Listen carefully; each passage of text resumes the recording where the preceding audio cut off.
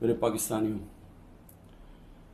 کل رات 12:30 بجے ایک پریس کانفرنس کی رانا ثناء اللہ نے، اور اس پریس کانفرنس کے بعد میرے میں اب کوئی شک نہیں رہا کہ جو تحریک انصاف کی خواتین، انہوں نے جس طرح ان کو پکڑا، جس طرح ان کو جیلوں میں ڈالا، اور پھر جو ہمیں خبریں آ رہی تھیں کہ ان کے خلاف کس طرح کا سلوک کیا گیا، ان کو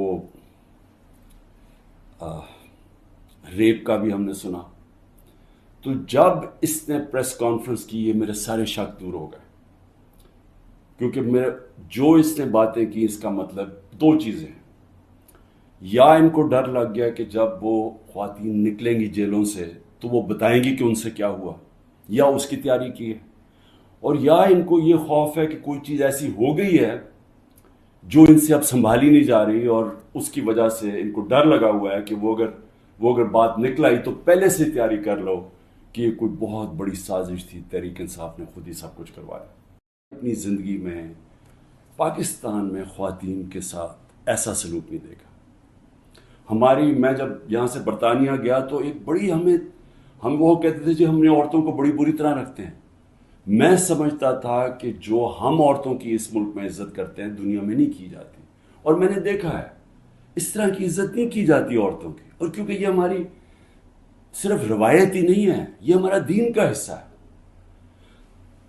اب میں بتاؤں کہ 25 مئی کو کیا ہوا۔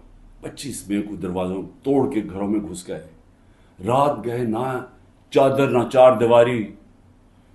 اگر انہوں نے نہ فکر کی کہ وہاں عورتیں ہیں، عورتوں کو کئیوں کو اٹھا کے لے گئے، بچوں کو اٹھا کے لے گئے۔ ہمیں آہستہ آہستہ جب خبریں ملی، میں مانوں ہی نہ کہ یہ ہوا ہے۔ جب ہم اپنی عورتوں ایم پیز کو ملے تو آہستہ آہستہ جب ہماری عورتوں کی تنظیموں کو ملے، پھر جو اپنے ایم پیز مرد کو ملے، انہوں نے سب نے آہستہ آہستہ ایک ہی کہانی سنائی کہ پلان کر کے یہ کیا گیا تھا خوف پھیلانے کے لیے، اور انہوں نے زبردستی بدتمیزی کی، یعنی ایک پلان کر کے کہ دہشت پھیلے۔ یہ اس طرح انہوں نے لوگوں کے گھر توڑے اور گھروں میں گھسے ہیں۔ تب بھی انہوں نے گاڑیاں توڑی۔ ڈاکٹر یاسمین کی تصویر ہے، وہ گاڑی میں بیٹھی ہے، اس کی گاڑی توڑ رہی ہے پولیس۔ تو یہ ایک پلان تھا ہوتا ہے۔ یا عورتوں سے جس طرح کا یہ انہوں نے سلوک کیا ہے جیلوں کے اندر، یا اس سے پہلے جب یہ پرامن احتجاج کر رہی تھی، جس طرح مارا ہے عورتوں کو، تو اتنا ان کو خوف آ جائے کہ وہ عورتوں کو کہیں آپ گھر بیٹھ رہے ہیں، آپ نے سیاست میں شرکت نہیں کرنی۔ اور اس سے بڑا ظلم کسی معاشرے پہ ہو ہی نہیں سکتا کہ آپ 50% اپنی آبادی کو پولیٹکس سے باہر رکھتے ہیں۔ تحریک انصاف وہ جماعت ہے، اور مجھے فخر ہے اس پہ کہ پہلی دفعہ خواتین نے اس تعداد میں اس میں شرکت کی۔ ہمارے جلسوں میں فیملیز آنی شروع ہوئی، کبھی پاکستان کی تاریخ میں ایسے نہیں ہوا۔ فیملیز، پڑھے لکھے لوگ، غریب سے، پردہ دار خواتین سے، انگلش میڈیم، ہر قسم کی خواتین ہمارے جلسوں کے اندر آئیں اور شرکت کی، اور پھر ایکٹیو ہوئی، اور پھر سوشل میڈیا جب آیا تو اس کے اوپر ایکٹیو ہو گئی خواتین۔ تو میں سمجھتا ہوں کہ اس سے خوشائن چیز ہو ہی نہیں سکتی ایک معاشرے میں۔ اس کا مطلب کہ ایک معاشرہ جاگ گیا ہے، اور جب ایک جاگا ہوا معاشرہ ہے وہی اپنے حقوق لیتا ہے، وہی جمہوریت ہوتی ہے۔ جس جمہوریت کے اندر لوگ نکلتے نہیں ووٹ ڈالنے کے لیے، 15-20% ٹرن آؤٹ ہوتا ہے، وہ جمہوریت تو ہوتی نہیں ہے۔ اس کا مطلب کہ لوگوں کو فرق ہی نہیں پڑتا کون آئے کون جائے۔ یہ سمجھ آئے، جمہوریت جب حقیقی ہوتی ہے تو اس کا مطلب آپ کے جو فنڈامنٹل رائٹس ہیں، آپ کے جو حقوق ہیں، ان کی حفاظت کرتی ہے ملکی عدلیہ۔ ملکی عدلیہ گورنمنٹ کو کوئی غلط کام کرنے نہیں دیتی، کیونکہ وہ آئین کے بیچ میں چلتی ہے۔ اور پھر جب آپ کے ملک کے اندر لوگوں کے حقوق مل جاتے ہیں اور ان کی عدلیہ ان کے حقوق کی حفاظت کرتی ہے، وہ آزاد ہو جاتے ہیں، اور وہ ملک پھر اوپر چلے جاتے ہیں۔ مجھے دیکھا، ہمارے لوگوں نے دیکھا کہ مجھے غیر قانونی طریقے سے اغوا کر کے لے کے جا رہی ہے رینجرز، جو پاکستانی فوج ہے، اور لوگوں کو ڈنڈے مارے، مجھے مارا، جس طرح مجھے لے کے جا رہے تھے۔ تو کیا ان کا حق پرامن احتجاج کرنے کا نہیں تھا؟ اور انہوں نے کدھر احتجاج کرنا تھا؟ GHQ کے سامنے کرنا تھا، جو بھی آرمی جدھر ہوگی ادھر ہی کرنا تھا، کنٹونمنٹ میں کرنا تھا۔ اور کدھر جا کے وہ احتجاج کرتے؟ پرامن احتجاج کرنا ان کا حق تھا. جو وہ نہیں کرنا، جس نے بھی کیا ہے اس کے اوپر سخت ایکشن لینا چاہیے. جنہوں نے جلایا، جنہوں نے توڑ پھوڑ کی. میں پہلے دن جب سپریم کورٹ کے چیف جسٹس کے سامنے کہا، مجھے تو پہلی دفعہ پتہ چلا ہوا کیا، میں نے تو تب مذمت کی تھی، اور میں کہا ان کے اوپر ایکشن لو، کیونکہ غیر قانونی چیز کے اوپر ایکشن لو.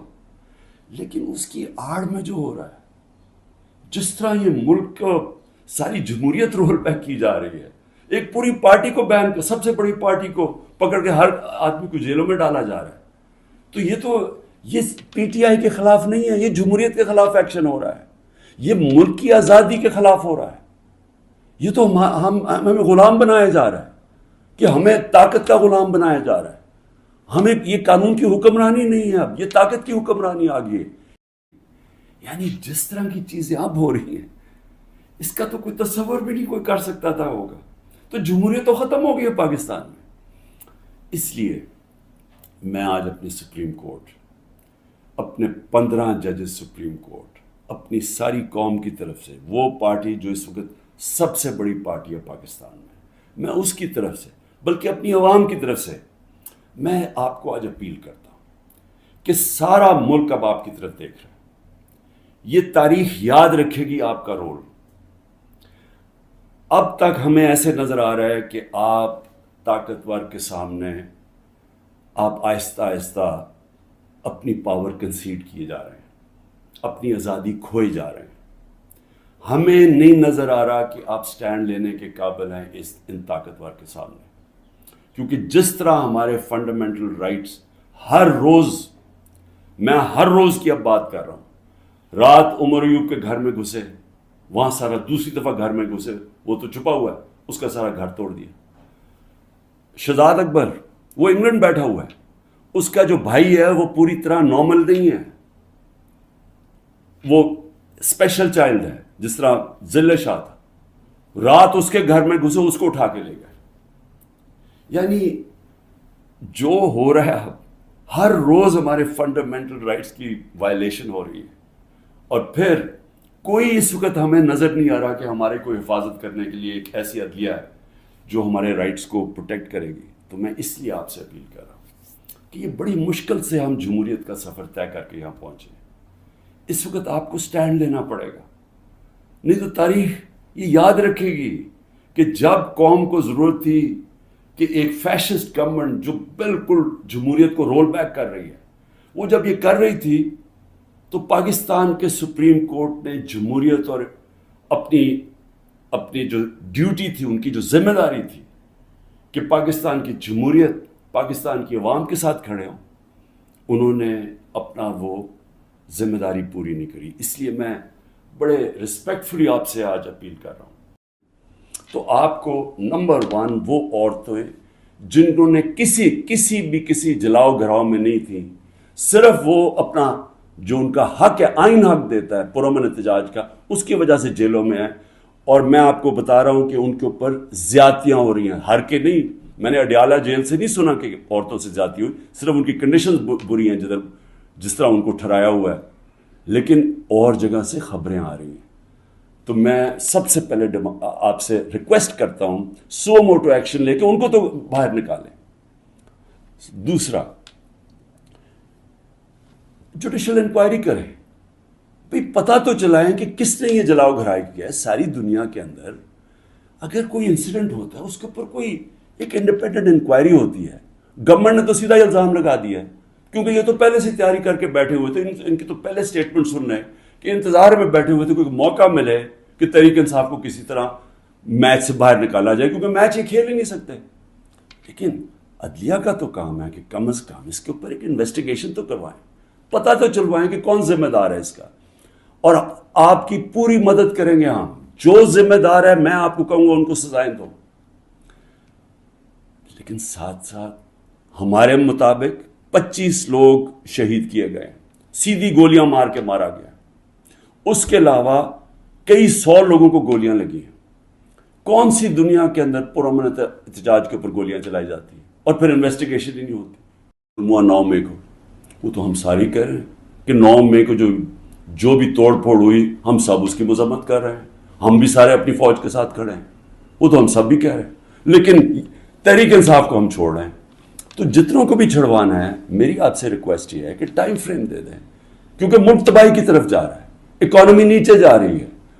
اس وقت پاکستان رہنے کے قابل نہیں ہے عام لوگوں کے لیے، تنخواہ دار طبقے کے لیے۔ تو اپنے آپ کو ٹائم فریم دے دیں، 2 ہفتے 3 ہفتے، اس کے بعد پھر الیکشن اناؤنس کر دیں۔ جب آپ سمجھیں کہ آپ نے تحریک انصاف سے اتنے لوگ توڑ دیے ہیں کہ اب وہ الیکشن لڑنے کے قابل نہیں ہے، پھر الیکشن اناؤنس کر دیں۔ ملک کو تو نکالیں اس دلدل سے، پھر دیکھ لیں کہ پاکستانی عوام کیا فیصلہ کرتی ہے، لیکن فیصلہ کر لیں۔ ٹائم نہ اس وقت، میں کوئی اپنی پاور کے لیے یہ نہیں کہہ رہا، میں اپنے ملک کی اب بات کر رہا ہوں۔ صرف عمران خان کو باہر رکھنے کے لیے اس ملک کو تباہ نہ کریں۔ اس ملک میں صرف جن لوگوں کا جینا مرنا یہاں ہے، وہ اس وقت ان کے لیے مشکل ہو گیا ہے رہنا۔ جو چھوڑ کے جا سکتے ہیں، 9 لاکھ سے اوپر لوگ چھوڑ کے جا رہے ہیں ملک۔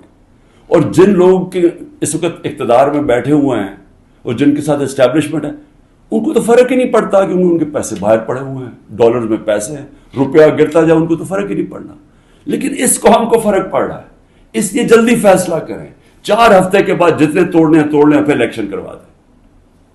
شکریہ۔